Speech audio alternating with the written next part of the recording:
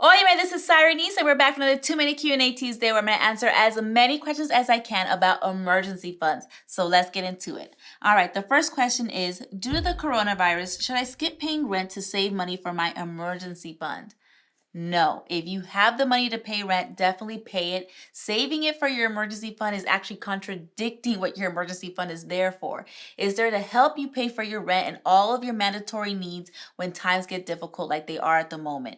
Now, if you cannot pay your rent, this is the time to contact your landlord and try to negotiate maybe a repayment plan, because the reality is the rent is still due.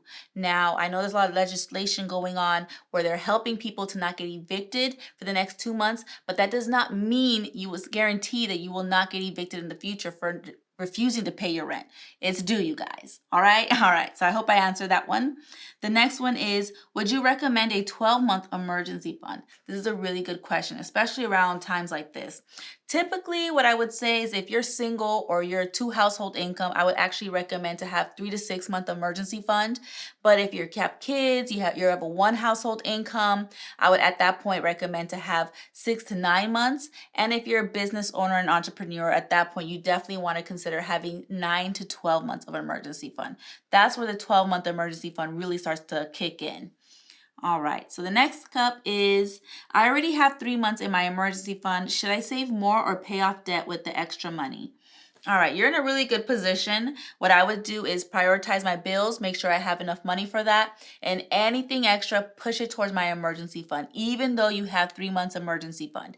What you want to do is position yourself correctly for what's going on right now. Once the quarantine ends and things start to settle in, feeling a little bit more normal, if you haven't used the money in your emergency fund, this is when you want to pull it and pay for your debt. So I hope I answered that question good. Did I do good on time? Finally. I did want to say one last thing. I know you might be wondering, why do I need to save so much money for my emergency fund? You just never know if you're going to need it, or it might be a loved one that actually needs help during this time. Definitely having an emergency fund more than what you probably would have expected to have is probably the better choice at the moment. So just save, you guys. All right. Don't forget to subscribe to my YouTube channel. Follow me on social media. Bye.